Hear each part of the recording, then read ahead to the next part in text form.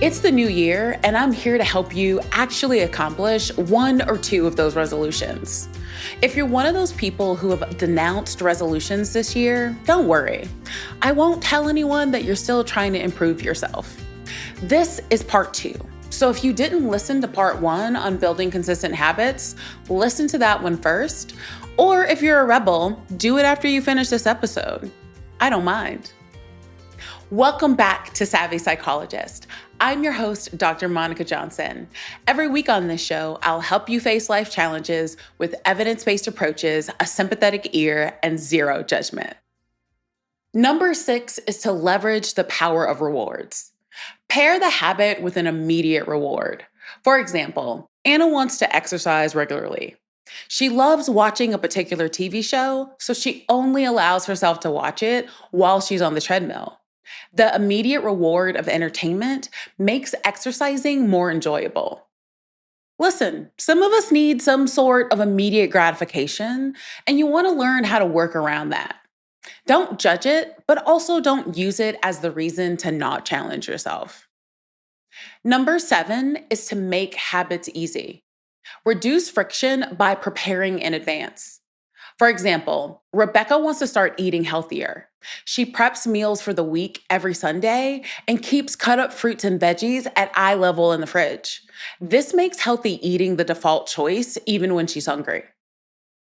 I have an unbreakable sweet tooth. One of my habits is to limit the amount of sweets that are in the house at any given time.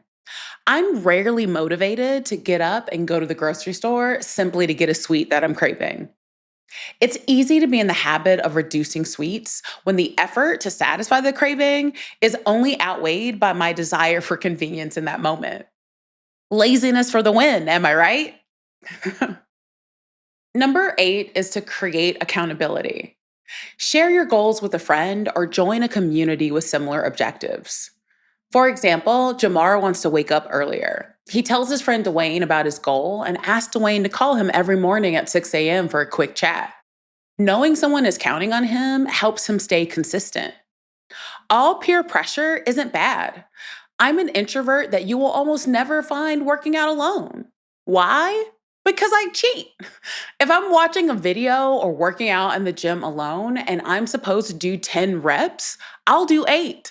If I'm in a class and I know we're all here together, I always want to do my part, which means I'm far less likely to cheat. I want to honor the space and honor the people who put in the effort to show up. Number 9 is to reframe setbacks as data. Treat lapses as opportunities to learn, not failures. Reflect on what went wrong and adjust your strategy.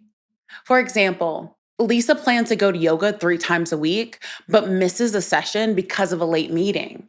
Instead of giving up, she reflects on the setback and adjusts her schedule to attend a class at a different time. This is so important because I see so many people give up as soon as a hiccup occurs. Life will never give you an open runway. When you experience these setbacks, regroup and adjust in a way that is reasonable for you and allows you to continue making progress on whatever your goal is at that time. Number 10 is to practice patience and self-compassion. Acknowledge that habit formation takes time, in most cases a few months. Be kind to yourself when progress is slow. For example, Emma wants to learn a new language. After a few weeks, she still struggles with basic phrases and feels discouraged. Instead of quitting, she reminds herself that progress takes time and celebrates small wins, like correctly pronouncing a new word.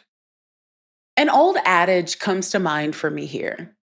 You catch more flies with honey than you do with vinegar. Cheerleading yourself will almost always get you further in the long term. A kind word to yourself makes it so much easier to wake up and approach the hard thing. The truth is, habits aren't about being perfect. They're about showing up, even when you don't feel like it. Some days showing up might mean crushing a 5K run. Other days it might mean putting on your running shoes and going on a 5-minute walk. And guess what? Both are wins because you're reinforcing the idea that this habit is a part of who you are. So be kind to yourself. Celebrate the small wins. A single glass of water, a 1-minute meditation, or reading half a page of that book you've been meaning to finish since 2019. Habits are built brick by brick, and even the wobbliest bricks are better than none. And remember, it's okay to laugh at your missteps. Forgot your habit entirely for a week? Call it a creative pause. Missed a gym session? You've invented active rest. The point is to keep going because the magic of habits lies not in perfection, but in persistence. So go ahead, be the wonderfully imperfect human that you are. Keep stacking those tiny wins. Reward yourself with things that make you smile. And never underestimate the power of simply trying again tomorrow.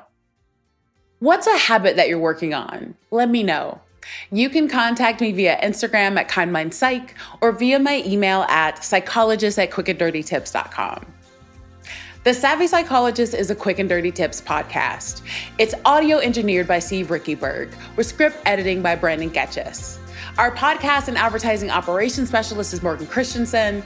Our digital operations specialist is Holly Hutchings. And our marketing and publicity associate is Avina Tomlin. Nathaniel Hoops is our marketing contractor. Follow Savvy Psychologist on Apple Podcasts, Spotify, or wherever you listen to podcasts. That's all for this episode of Savvy Psychologist. Thanks for listening, and I'll see you next week.